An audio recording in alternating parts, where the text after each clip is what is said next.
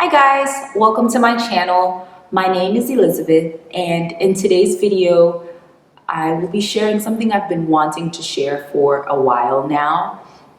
I'm going to be talking about, I know you're probably looking at the title and wondering, it says she bought her baby at Starbucks, and you're probably wondering, what the heck does this woman mean by this? She bought her baby at Starbucks. I've never seen that on the menu.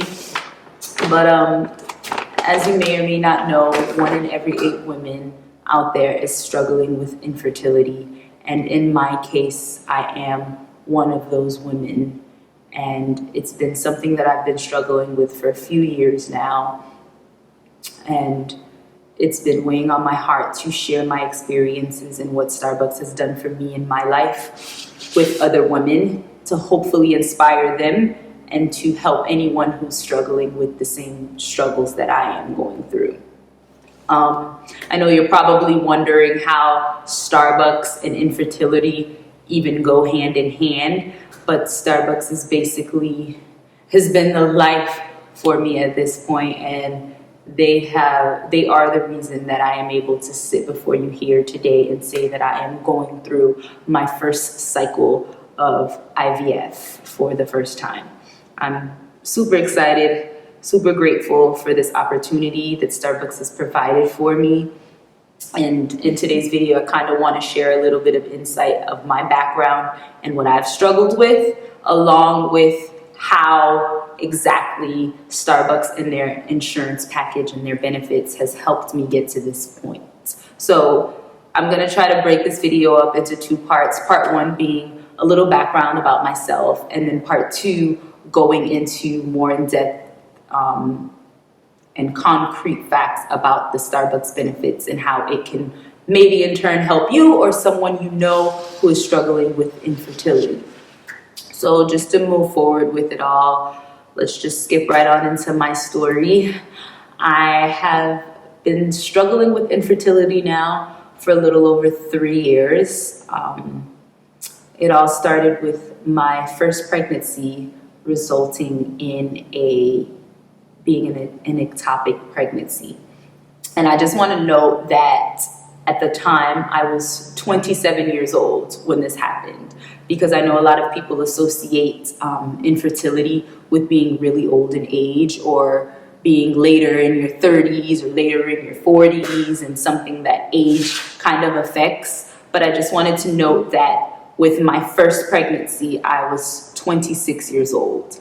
I found out I was pregnant, and I was so excited. I remember it being very close to Labor Day, and sending my sisters and my friends the pictures of my pregnancy test saying, "Happy Labor Day, I'm going to become a mom soon."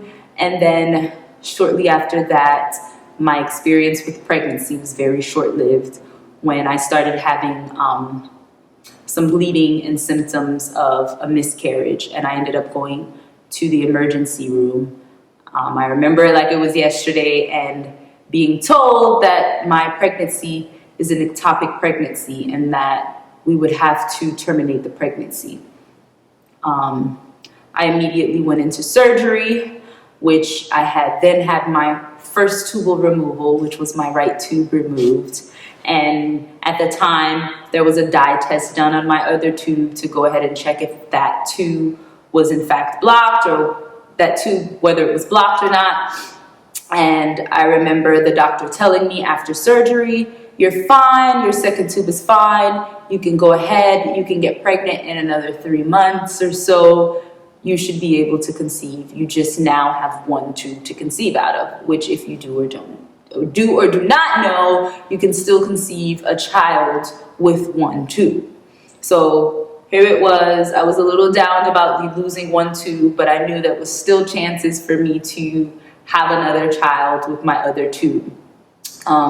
Let's fast forward to 3 months later, I end up pregnant again. And this time I was a little more apprehensive just because of what had happened before. I was very cautious with just the whole idea of being pregnant and the possibility that this too can be another topic. I was very scared. And then I remember taking the test, finding out I was pregnant. I was able to know I was pregnant for a couple weeks, waiting for my first appointment with my doctor to come up. I remember waiting for that. And in the midst of waiting for that 6-week appointment with the doctor, I began having symptoms again. And this time they were a little different from the last time. This time the symptoms included like feverish chills. I got a really, really bad headache the night before I went to the ER. And then the very next day after that, I fell into like extreme stomach cramping, as if, you know, the period of all hell had broken loose. And I remember just curling over and letting my husband know, like, we've got to go to the hospital, like now. And by the time I got to the ER, the doctors were just like, they ruled it another ectopic pregnancy, which was borderline rupturing at this point. And basically a ruptured pregnancy inside of the fallopian tube can even kill you. It can be an emergency where you die. So I literally went into emergency surgery and had to have that pregnancy, in fact, terminated along with my other two, which at that point was literally all hopes of my fertility down the drain instantly.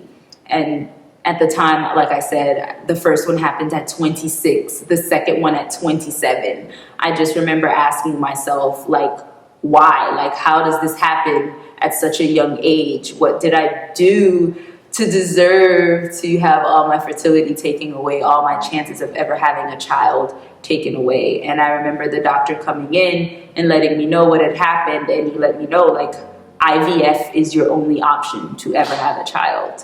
And I just remember being in a very dark place, very depressed, just very alone with my thoughts and what was going on, and just thinking, IVF, oh my God, like, this is something that only rich people do. Like, it costs thousands of dollars. How was I ever going to afford to have IVF done? I just kind of felt like I was further and further away from my dream of ever becoming a mom.